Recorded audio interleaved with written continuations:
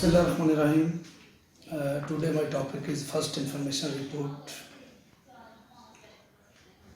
My lecture on FIR will be divided into certain parts, and I think hopefully you people will be able to understand. So far as the prelude or introduction of this lecture is concerned, Administration of Justice enunciates that in cognizable cases, the law is set into motion. I mean to say, process of investigation begins when a report under Section 154 CRPC, commonly known as FIR, is lodged. So far as the object of FIR is concerned, it is an intimation to the commission of a cognizable offence and not as a prayer for the redressal of the personal wrong or injury suffered by the accused person. इसका मतलब ये है कि ये एक इत्तला है कि कोई कॉग्निजेबल ऑफेंस मेड आउट हुआ है और इसके ज़रिए हम ये प्रे नहीं करते कि जो पर्सनल रॉन्ग है या इंजरी सफर्ड हुई है उसके बारे में कोई रिड्रेसल हमें दी जाए, बल्कि सिर्फ इसमें सिर्फ फर्स्ट इंफॉर्मेशन रिपोर्ट दी है recording the occurrence of a crime. जहाँ तक इंफॉर्मेशन की जो FIR की मीनिंग का ताल्लुक है, तो इसमें जनाब जो इंफॉर्मेशन दी जाती है पुलिस ऑफिसर को, he is duty bound to write down the substance given by the complainant according to his version. और इसी तरह से अगर हम PLD 1957 सुप्रीम कोर्ट 293 जो साइटेशन है इसको रीड आउट करें और इसका रेफरेंस लें, access to justice in Pakistan by justice Fazal Karim, तो वो ये कहते हैं कि FIR may be made by any person, that is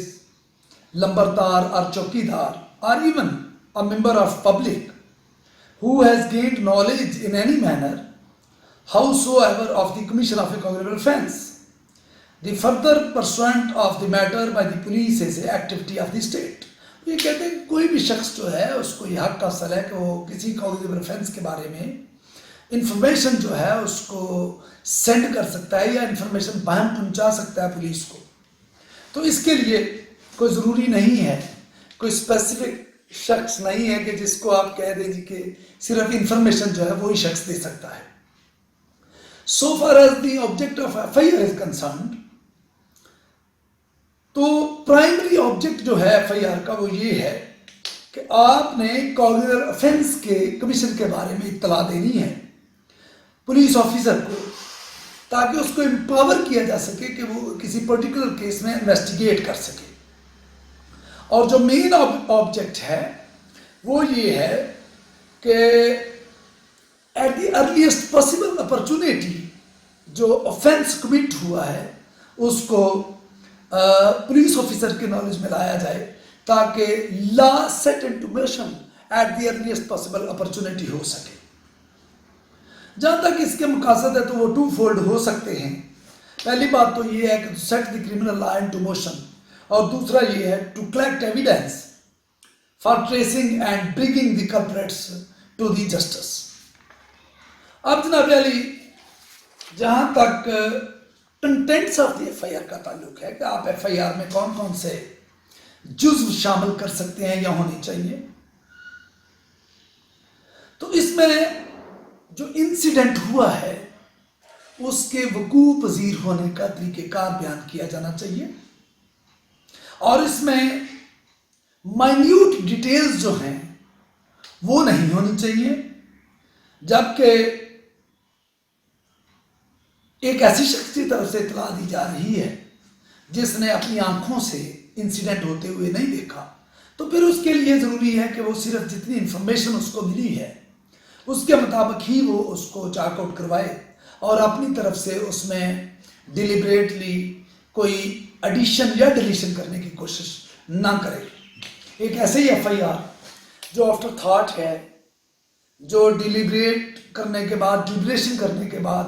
या कंकॉक्टेड है, या फैब्रिकेटेड है, या फोर्ज्ड है, और उसके बारे में ये टेंटेटिव असेसमेंट की जाती है कि ये आफ्टर थॉट है, उसकी एविडेंस की वैल्यू कम हो जाती है। इसलिए एफआईआर के कंटेंट्स जो हैं वो वही चीज़ें बयान की जानी चाहिए जो आपने अपनी आंखों से देखी। So far as the essential of the section 154 CRPC is concern, तो सबसे पहली बात यह है कि सेक्शन 154 आप उस वक्त इन्वोक करते हैं जब आप commission of a cognitive offence के बारे में आप इंफॉर्मेशन पाते हैं। जहां तक कॉग्निटिव ऑफेंस के मीनिंग या उसकी डेफिनेशन का ताल्लुक है, तो ये एक ऐसा ऑफेंस है जिसमें पुलिस ऑफिसर जो है वो सेकंड शेड्यूल या फिर under any law for the time being in force जो है arrest any person without warrants कर सकता है। यानी किसी भी शख्स को अगर पुलिस जो है वो काबिल दस्तंदाजी जुर्म में बगैर वारंट के गिरफ्तार कर सकती है तो उसको हम कॉग्निटिव ऑफेंस कहते हैं। जहां तक इसमें जो मुख्तलिफ वर्ड यूज हुए हैं उनकी इंटरप्रिटेशन का ताल्लुक है, so far as the word reduce into writing is concerned, तो इसका मतलब ये है कि अगर आप जाके orally officer in charge of police station को इंफॉर्मेशन देते हैं regarding the commission of a cognitive offence, तो उसकी ये ड्यूटी है कि वो उसको लिखे या उस किसी दीगर अपने जो एहलकार है उसको डायरेक्शन दे कि वो इसको रिड्यूस इनटू राइट करे। और जहां तक ये वर्ड है कि read over to the informant, तो it is incumbent upon the police officer कि having been reduce into writing the FIR, he should read the crux of the FIR to the informant. So far as the signature is concerned, जो इंफॉर्मेट है उसको चाहिए कि वो अपनी information जो tender कर रहा है पुलिस ऑफिसर के पास उसके ऊपर अपने साइन करे या उससे वो जो पुलिस ऑफिसर है साइन करवाए।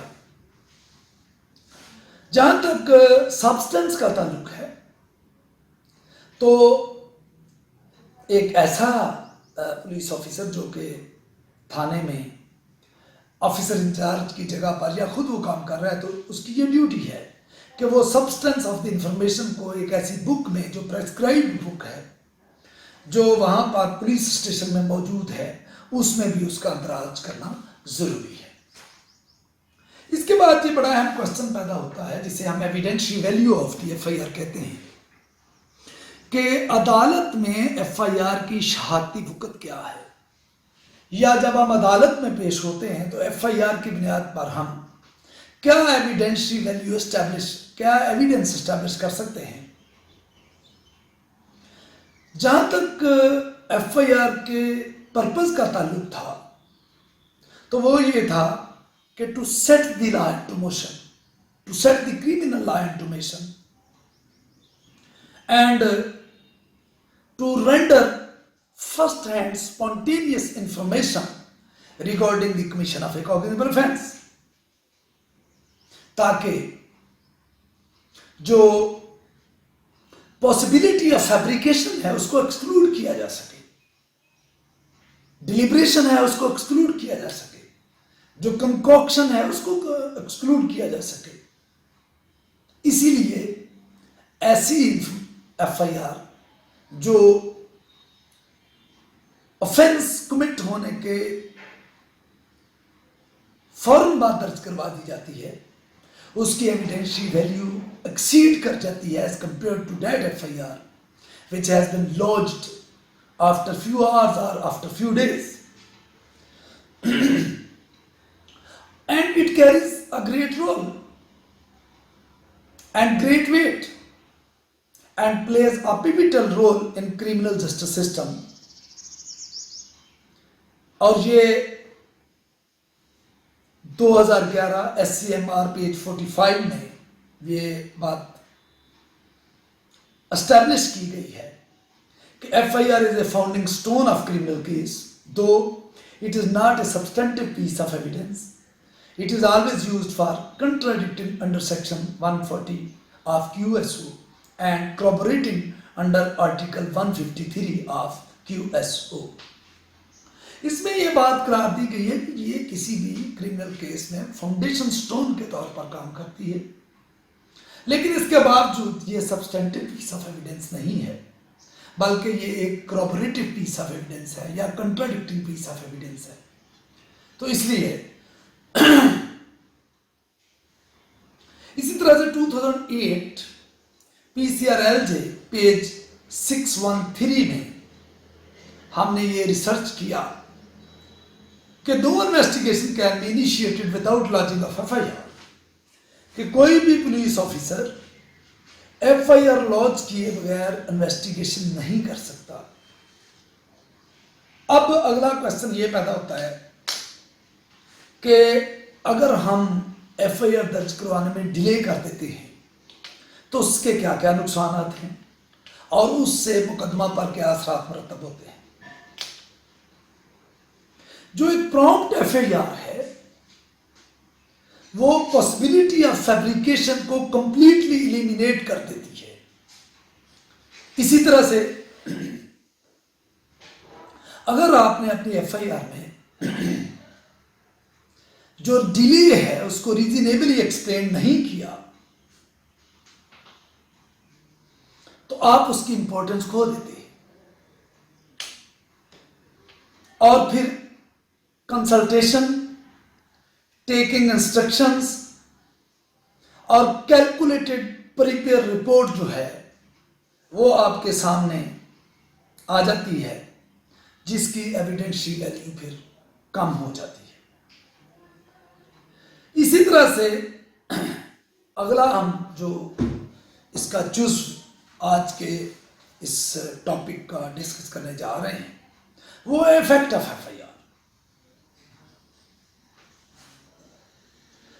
FIR का कतन ये मतलब नहीं है कि जिस शख्स के खिलाफ FIR दर्ज हो गई है उसको गिल्टी डिक्लेयर कर दिया गया है।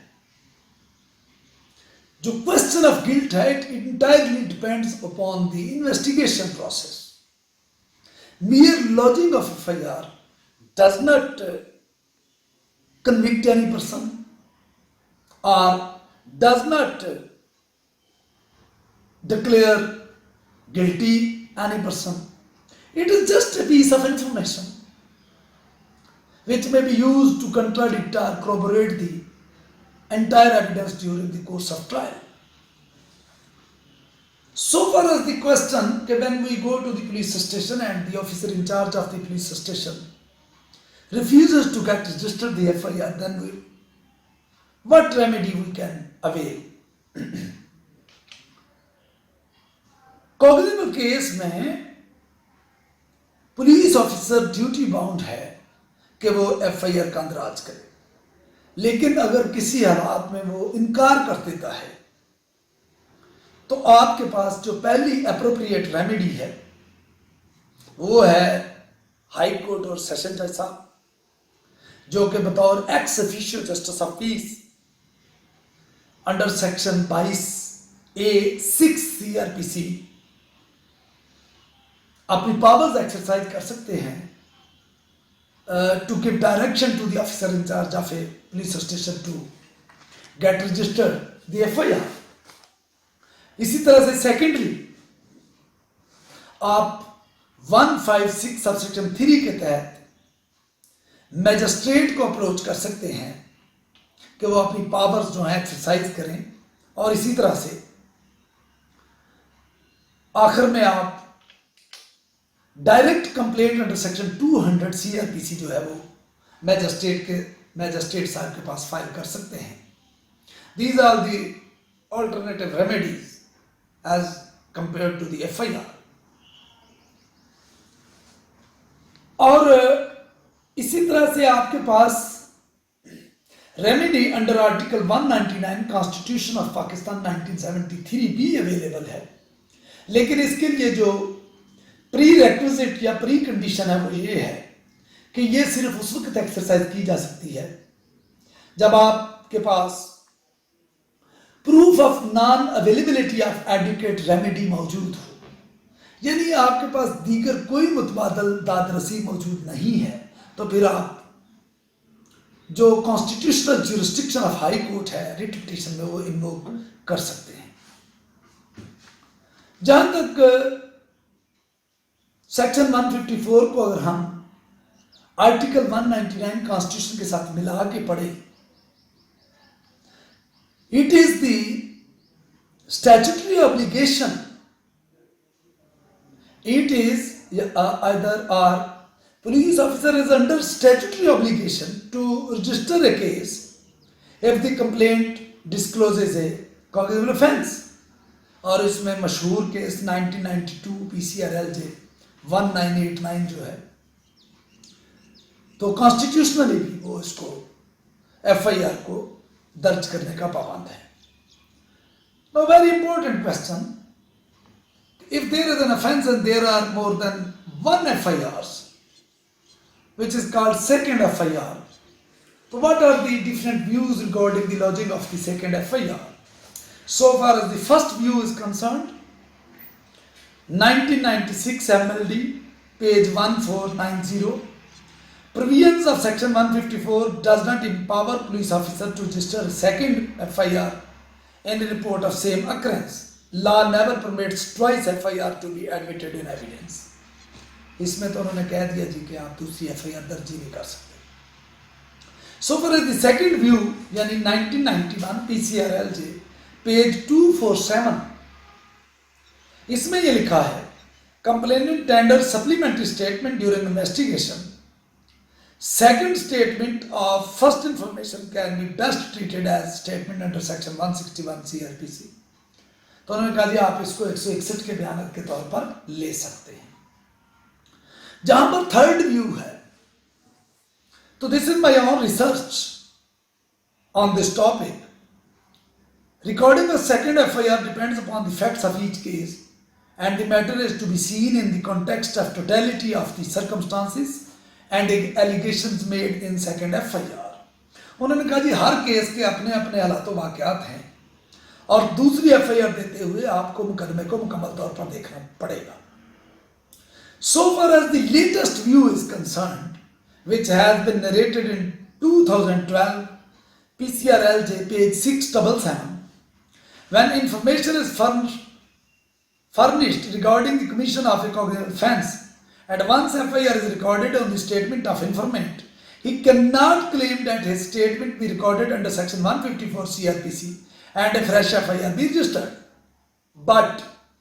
if person other than complainant, informant furnishes new facts and fresh information, the recording of second FIR is not barred। इसमें उन्होंने कैटेगोरिकली ये बात बता दी कि अगर कंप्लेनेंट कोई और दीगर शख्स आ जाता है, उसी मुकदमे के बारे में नए फैक्ट्स और सर्कमस्टांसेस बयान करता है, तो सेकंड FIR दर्ज करने पर किसी किस्म की कोई पाबंदी आए नहीं। Now I will discuss the quashment of the FIR, where FIR was found to have been recorded with malafide intention and just to frustrate the proceedings, it can be quashed by the High Court under section 561A CRPC। बदनीयती और mala fide intention के साथ साजबाज करके दर्ज करवाई गई गलत जो FIR है वो सेक्शन 561A CRPC के तहत हाई कोर्ट से क्वैश करवाई जा सकती है जी। और जहां तक इंस्टांसेस जिसमें FIR क्वैश की करवाई गई वो ये हैं कि लॉफुल मैरिज बिटवीन अडल्ट्स और मैटर ऑफ सिविल नेचर और evidence not sufficient. These three ingredients have been observed by the Honorable High Court that these are good grounds for the question of FIR। और जहां तक इस बात का सवाल है कि क्या कोई माइनर FIR दर्ज करवा सकता है, तो इसमें जो हमने रिसर्च की है उसके मुताबिक minor is competent to launch the FIR because under Article 3 and 17 of QSO, when a minor is competent to give evidence if he understands the questions put to him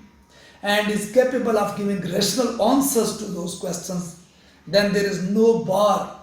on the minor to lodge FIR in a cognizable offense. जहां तक criminal cases में FIR की importance का ताल्लुक है, तो जनाब जैसे मैंने पहले अर्ज किया कि ये पहली इंपॉर्टेंस इसकी ये है कि जब FIR दर्ज होती है तो इन्वेस्टिगेटिंग एजेंसी जो है वो उस इंसिडेंट के बारे में खोज लगाना शुरू करती है, और ये किसी भी क्रिमिनल केस में एक इंपॉर्टेंट डॉक्यूमेंट है जो पॉसिबल ट्रूथ तक पहुंचने के लिए आपको क्लू फराहम करता है, और इसमें जो मुल्ज़म के खिलाफ एलिगेशंस हैं वो बयान किए जाते हैं, और प्रोसिक्यूशन केस को एक फिल्म इंप्रेशन के तौर पर पेश करने के लिए ये दस्तावेज बड़ी अहमियत की हामिल है। इसकी ग्रेट वैल्यू है, और इसे कॉन्ट्रेरी साबित करने के लिए जो डिफेंस है उसको काफ़ी मेहनत करनी पड़ती है, क्योंकि आखिरकार कोई वकूआ सरजद हुआ है तो उसकी बाबत कोई इंफॉर्मेशन आई है और एक उसके बारे में रिपोर्ट दर्ज की गई है। तो जो ऐसी FIR जो सही हक़ाइक़ पर मबनी हो और उसमें कंक्रीट एविडेंस पेश की गई हो, it has great value in the eye of law, and conviction can be based on the basis of FIR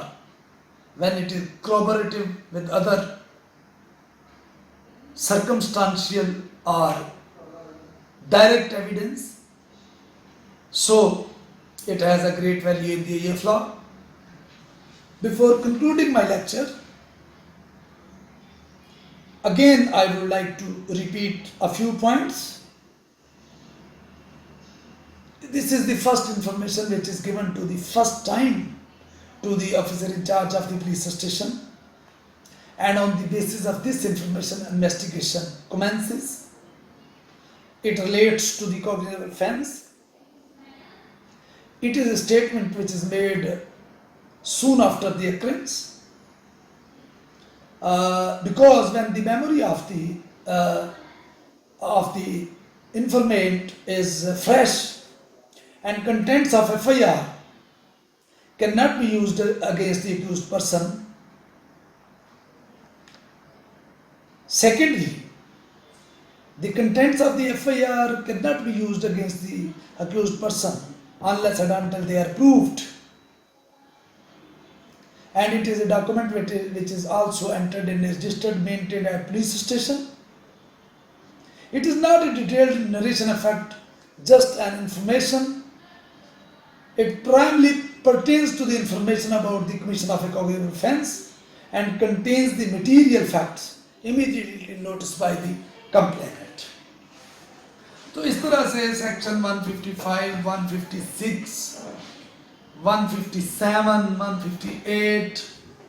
और 161, 162 जो हैं, और इस तरह से 164,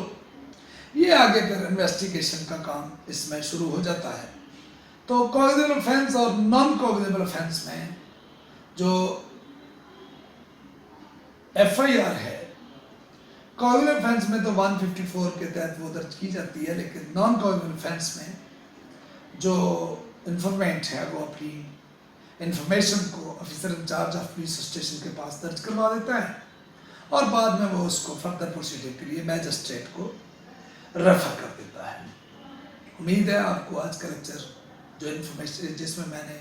different topics of CRPC discuss किए हैं उसकी समझ आ गई होगी। अगर आपकी कोई क्वेरीज हैं या आपको कुछ प्रॉब्लम्स हों CRPC के बारे में,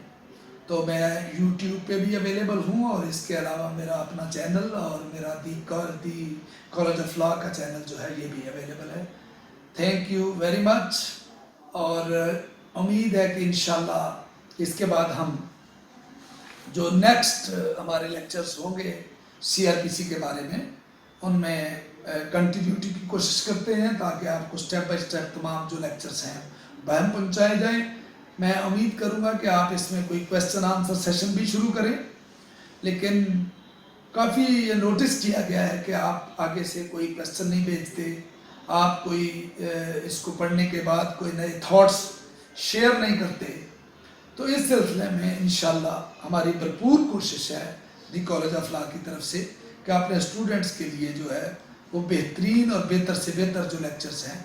वो आपके पास पहुंचाए जाएं। Thank you very much. अल्लाह हाफ़िज़।